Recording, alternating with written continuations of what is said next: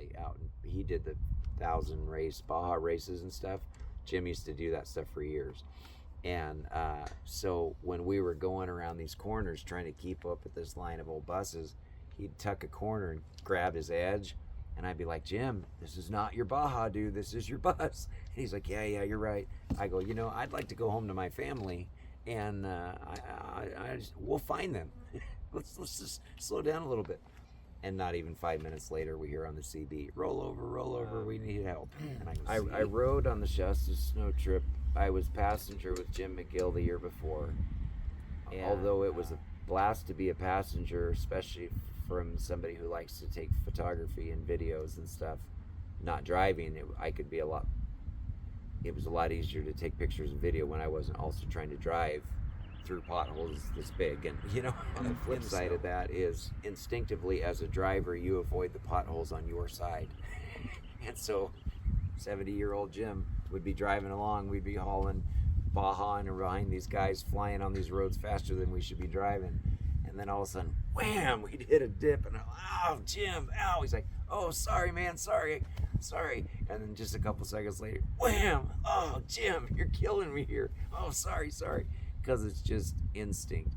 And so for me, with as bad as my nerve damage is in my spine and my legs and stuff, I can't do that trip anymore. It's too, at this point in my life, it's way too physical. But it is an absolute blast.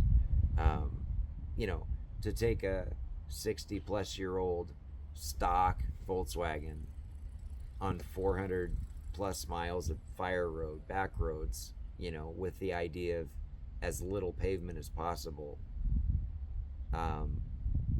in this second weekend of February, which in California can be horrible weather, or it could be like this, or it could be snow and they're driving through. This year the rivers were so deep that 7 of them hydrolocked their motors trying to cross one particular crossing. 7 of them in a row hydrolocked their motors. And in first gear with my little 40 horse, I climbed up and over the King Mountain Range in first gear.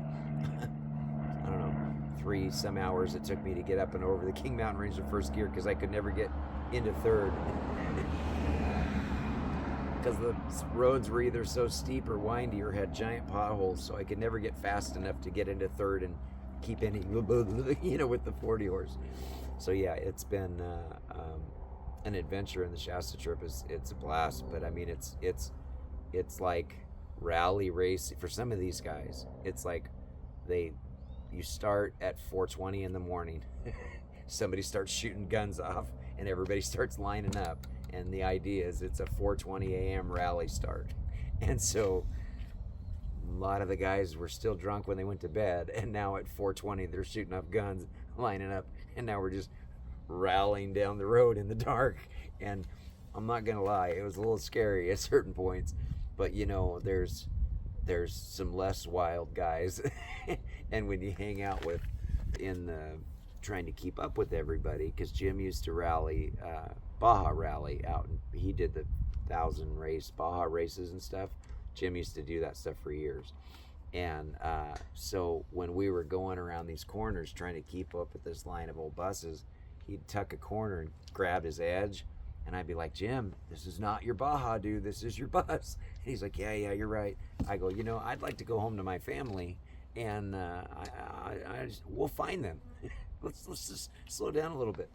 And not even 5 minutes later, we hear on the CB, roll over, we need help. And I go, see, that's what I just said.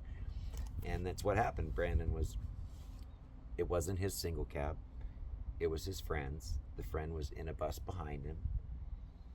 The friend was brought home from the hospital in that single cab, and the dad was in the bus in front of Brandon. So Brandon is following. Brandon's in the middle. The kid who was just gifted that single cab that he was brought home from the hospital in let his friend drive it on the Shasta Trip. Brandon's just trying to keep up with this line of 20-something buses, but Brandon's a Vanagon driver, not a Splitty driver. And he tucked into one of the corners and it grabbed into the edge, and when he tried to pull out of it, it was in a right-hand corner, but flat, almost off-banked. And so he rolled the single cab onto its gates and just slid it right off the cliff upside down or sideways, and then he went upside down when he went off the cliff, landed on the roof, end over end twice, and then side over side twice.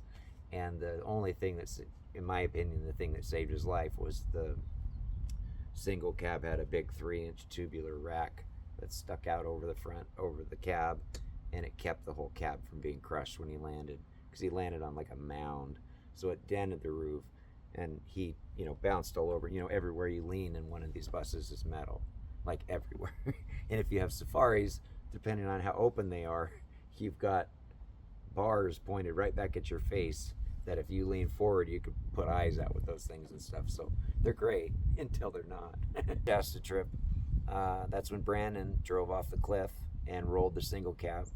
And as a former paramedic, I got there shortly after it happened and was able to kind of help stabilize him and what was going on with him. And we had to call in a helicopter and fly him into Redding, and it was a big ordeal.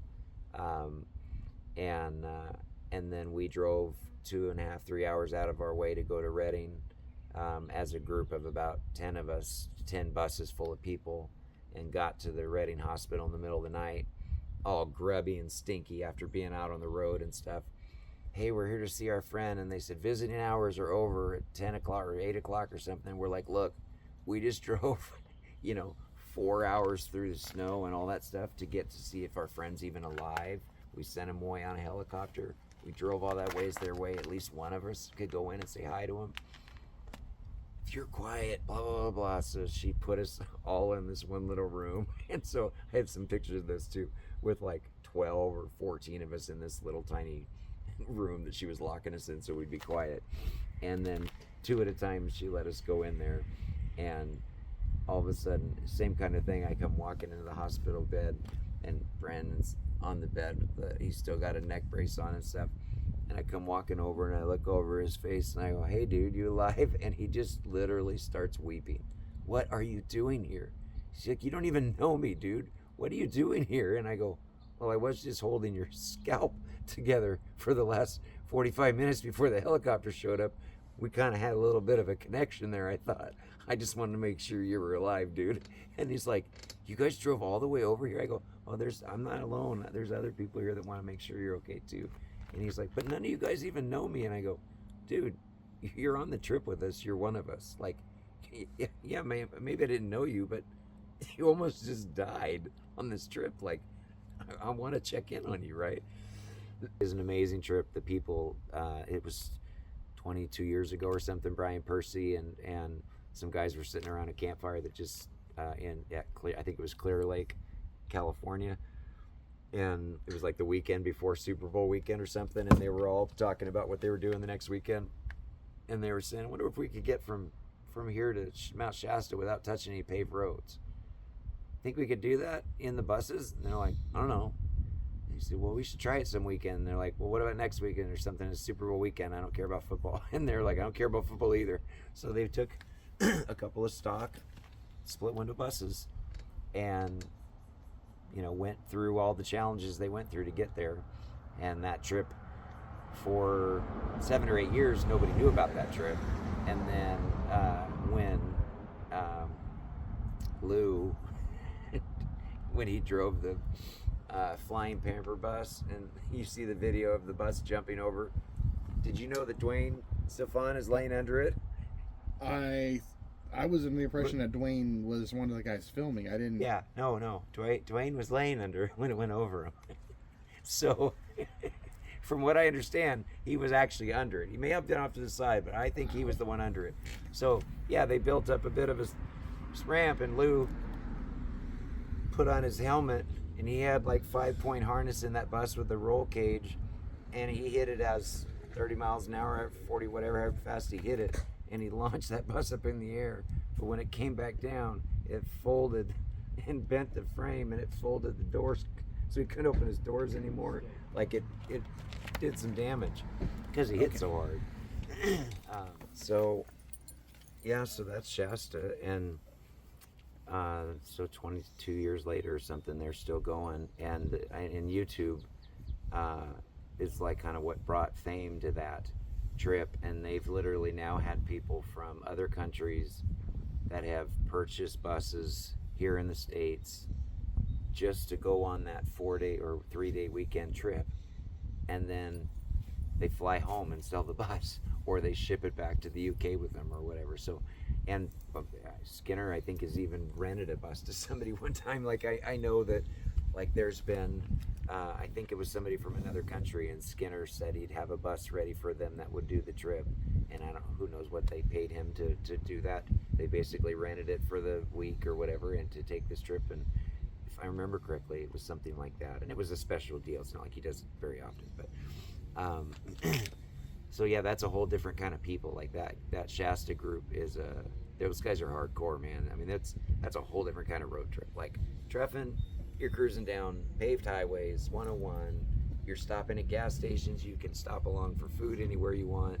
You know, all that stuff. Treffin, you're only doing at max 200 miles in a day, which is not that much driving, and it's slow, easy driving. It's slow, easy driving. It's not. You start out at 200 9 in the miles morning.